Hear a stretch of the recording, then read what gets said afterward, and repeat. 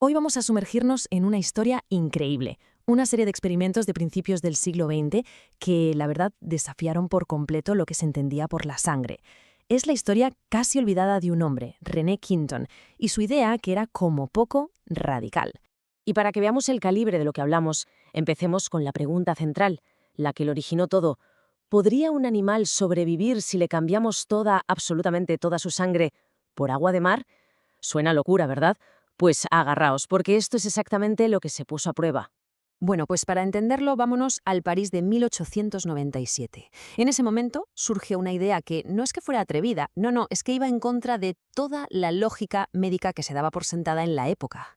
Y ojo que es importante entender el contexto. Esto no pasó en el garaje de un aficionado, para nada. Estamos hablando de un laboratorio de fisiología patológica, un entorno científico súper riguroso. Y allí estaban a punto de empezar unos experimentos con agua de mar que iban a ponerlo todo patas arriba. Entramos en materia. La primera fase de todo esto arrancó con una serie de pruebas en perros. Y no eran pruebas cualquiera. Eran ensayos que de verdad llevaron la fisiología a sus límites y que sirvieron de base para todo lo que Quinton afirmó después. A ver, fijaos bien en esta cifra porque es para pararse un momento. En uno de los experimentos clave, a un perro que pesaba 10 kilos, le inyectaron 10,4 kilos de agua de mar. Sí, habéis oído bien. Le inyectaron más cantidad de líquido que su propio peso corporal. Para que nos hagamos una idea de la barbaridad que es esto, es como si a una persona de 60 kilos le metiéramos de golpe más de 62 litros de líquido en el cuerpo. Algo que, vamos, sobre el papel es mortal, sin más. Entonces, ¿qué pasó?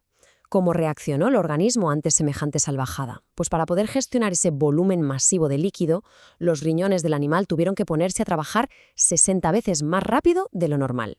Una auténtica locura. Y a pesar de ese esfuerzo sobrehumano, el animal sobrevivió. Y no solo eso, sino que lo hizo sin problemas aparentes. ¿Y cómo quedó el animal después de todo esto? Pues aquí viene lo más alucinante. Los informes de la época dicen que el perro no solo estaba bien, sino que parecía, y cito textualmente, más vivaz que antes del experimento. Este resultado ya era increíble de por sí, pero solo era el principio. Preparó el escenario para algo todavía más extremo. Y ahora llegamos al que es probablemente el experimento más famoso y más chocante de todos. El proceso es tremendo.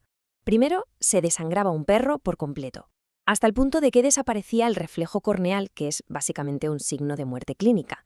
Después, a toda la sangre extraída se le retiraban las células y finalmente todo ese volumen perdido se reemplazaba única y exclusivamente con agua de mar isotónica. Lo que vino después, según los documentos, fue sencillamente asombroso. Fijaos en la cronología. El primer día, vuelve el reflejo corneal.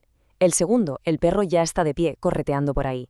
Para el cuarto día, sus niveles de hemoglobina ya están al 84% de lo normal, una recuperación rapidísima.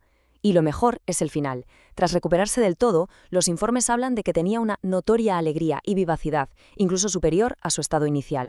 Vale, aquí viene un punto crucial. El perro del experimento con agua de mar vivió 5 años más, hasta que murió en un accidente, no por el procedimiento. Tiempo después, otro médico repitió el experimento, pero usando suero fisiológico estándar. ¿El resultado?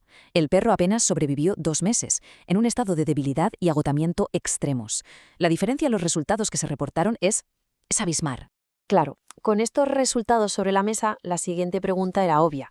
¿Por qué? ¿Qué demonios tiene el agua de mar para que funcione así?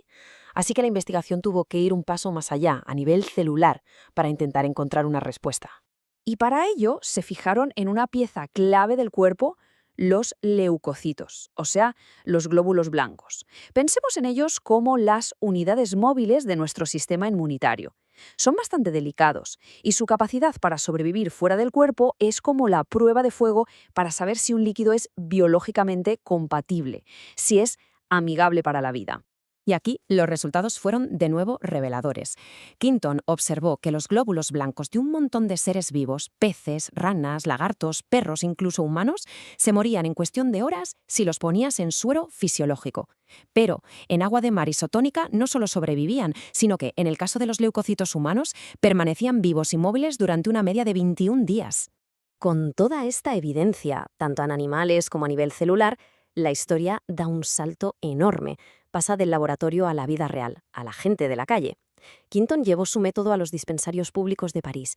¿Y lo que pasó allí? Bueno, la gente de la época empezó a hablar directamente de milagros.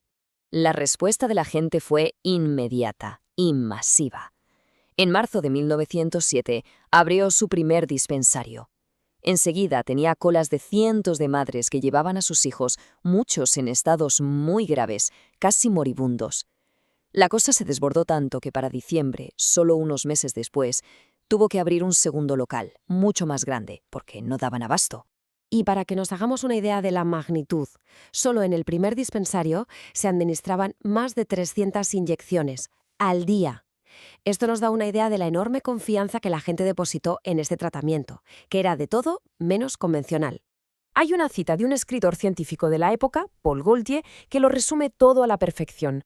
Escribió en una revista: una hora después del comienzo de su tratamiento, aparecen llenos de vida y están salvados. Así de claro. La sensación era esa, la de curaciones casi instantáneas. Y así es como, algo que empezó como un experimento científico súper controvertido, se acabó transformando en un auténtico fenómeno social, todo gracias a la increíble reacción del público y, por supuesto, de los medios de comunicación. La prensa, no solo en Francia, sino en todo el mundo, se quedó cautivada con la historia. Empezaron a publicarse un montón de artículos por todas partes sobre el éxito del llamado método marino de Quinton. Se convirtió en una noticia de alcance internacional. Y ya no era algo alternativo que se hacía en 2 locales, no. La práctica saltó a la corriente médica principal de la época. Llegó un punto en que se realizaban, atención, unas 100.000 inyecciones al año. Y esto solo en los hospitales de París. El entusiasmo de la gente fue tan descomunal que a René Quinton se le aclamó popularmente como un benefactor de la humanidad. Casi nada. Un título que lo dice todo y que consolida su estatus como una de las figuras públicas más celebradas de su tiempo. Y todo esto, claro, nos deja con la gran pregunta flotando en el aire. ¿Qué fue todo esto en realidad? ¿El descubrimiento de una terapia revolucionaria que hemos olvidado por completo? ¿O fue simplemente una extraña anomalía en la historia de la ciencia? Las afirmaciones, desde luego, son igual de asombrosas hoy que hace más de un siglo y nos invitan a reflexionar sobre los límites de lo que creemos que es posible.